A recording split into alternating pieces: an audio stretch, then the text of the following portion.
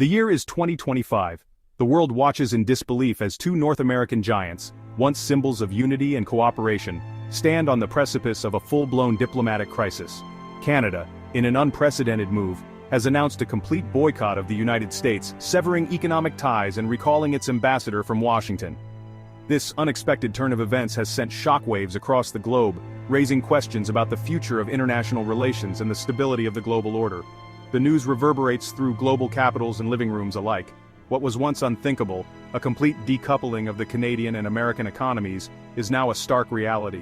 Images of shuttered factories, empty supermarket shelves, and protests on both sides of the border paint a grim picture of the unfolding crisis.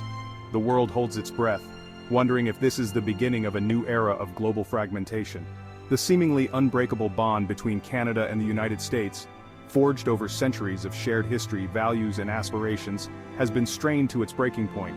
This essay delves into the complex web of political, economic, and social factors that have culminated in this dramatic rupture.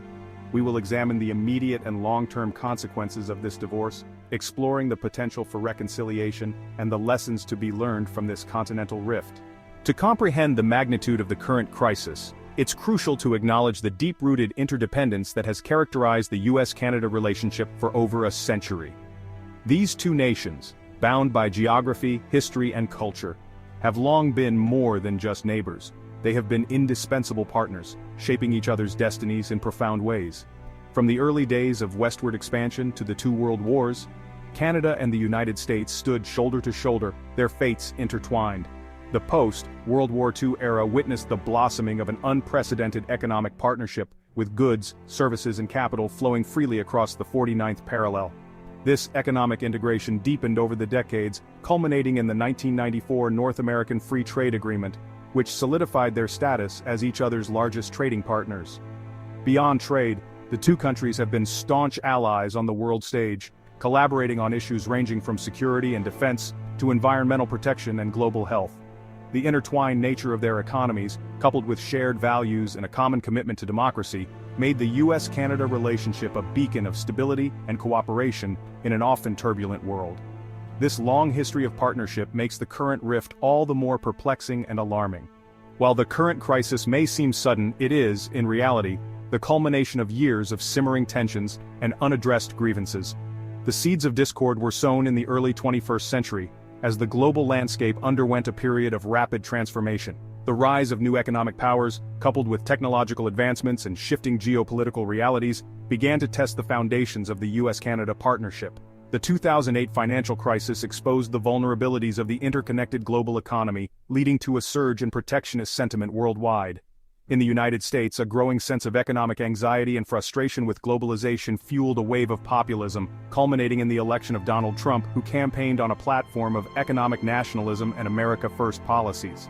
The Trump administration's decision to withdraw from the Trans-Pacific Partnership and renegotiate NAFTA under the new United States-Mexico-Canada agreement signaled a shift in U.S. trade policy, prioritizing bilateral agreements and seeking to reduce trade deficits. These moves, while aimed at protecting American jobs and industries, created friction with Canada, which viewed them as a betrayal of the spirit of free trade and a threat to its own economic interests. The immediate impact of Canada's boycott is being felt across both nations, albeit in different ways. The interconnectedness of their economies means that decoupling will be a painful process, with significant costs for both sides. The sudden halt in the flow of goods and services has disrupted supply chains, leading to shortages and price hikes in key sectors. In the United States, the agricultural sector, heavily reliant on Canadian exports, is facing a crisis. Farmers, already grappling with the effects of climate change and trade wars, are now contending with a glut of unsold produce and plummeting prices. Manufacturing industries, particularly in the automotive and aerospace sectors, are also feeling the pinch, as they rely heavily on Canadian components and raw materials. Canada, for its part, is grappling with the loss of its largest export market. The Canadian dollar has plummeted in value, making imports more expensive and fueling inflation. The energy sector, a cornerstone of the Canadian economy, has been hit particularly hard, as the United States was a major importer of Canadian oil and natural gas. Section 5. Beyond the balance sheet. Social and cultural tremors. The economic fallout, while significant, is only one aspect of the unfolding crisis. The social and cultural fabric of both nations is also being tested, as decades of close ties and shared experiences are overshadowed by suspicion, resentment, and a growing sense of alienation. In Canada, the boycott has sparked a wave of anti-American sentiment, with many Canadians feeling betrayed by their closest ally. The perception that the United States has become unreliable and self-serving has led to a reassessment of Canada's place in the world and its relationship with its southern neighbor. The United States, too, is experiencing a surge in nationalist sentiment, with some segments of the population welcoming the decoupling as a necessary step to protect American jobs and sovereignty. However, many Americans are concerned about the long-term implications of this rift, recognizing the economic and security benefits of a strong relationship with Canada. Section 6. The Global Ripple Effect, a world watching closely. The US-Canada standoff has sent shockwaves far beyond North America, with global powers watching closely and assessing the implications for their own interests. The crisis has exposed the fragility of the rules-based international order, which has been under strain in recent years due to the rise of populism, protectionism, and great power competition. The European Union, already grappling with its own internal divisions and facing pressure from Russia and China, is particularly concerned about the potential for a transatlantic trade war. The EU has long been a staunch advocate for free trade and multilateralism, and the US-Canada dispute threatens to undermine these principles, further destabilizing the global economy. China, meanwhile, sees an opportunity to advance its own economic and geopolitical interests. The trade war between the United States and Canada has created a vacuum that China is eager to fill, offering itself as a reliable trading partner to both countries. China's growing influence in the Americas, coupled with its assertive foreign policy, is a source of concern for both the United States and Canada. Section 7. Can the bridge be rebuilt? The path to reconciliation. The current crisis, while deeply concerning, is not necessarily irreversible. The path to reconciliation will be long and arduous, requiring both sides to acknowledge their grievances, address their differences, and rebuild trust. A return to the status quo ante is unlikely, but a new equilibrium can be found based on mutual respect, shared interests, and a recognition of the interconnected nature of the globalized world. Dialogue and diplomacy are essential first steps towards de-escalation. Both countries need to engage in frank and open discussions aimed at understanding each other's perspectives and identifying areas of common ground. International organizations, such as the United Nations and the World Trade Organization, can play a constructive role in facilitating dialogue and mediating disputes.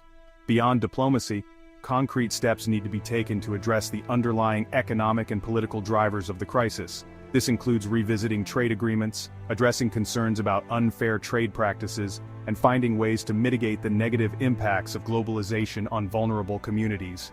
Investing in education, infrastructure, and innovation can help create new opportunities for economic growth and shared prosperity. Section 8. Charting a new course: lessons from a continental divide. The US-Canada crisis offers a cautionary tale about the fragility of international relations in an increasingly interconnected world.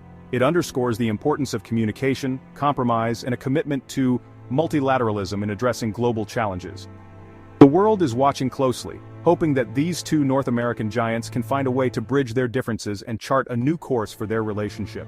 The lessons learned from this continental divide will have far-reaching implications for the future of international cooperation. As the global landscape continues to evolve, marked by shifting power dynamics, technological advancements, and climate change, the need for effective multilateralism has never been greater. The US-Canada crisis serves as a stark reminder that even the strongest of alliances are not immune to the forces of division and distrust. The world is at a crossroads. The path forward requires a renewed commitment to dialogue, diplomacy, and a shared vision for a more peaceful and prosperous future. The US-Canada crisis, while deeply concerning, can serve as a catalyst for reflection and a call to action, urging nations to prioritize cooperation and understanding in an increasingly complex and interdependent world.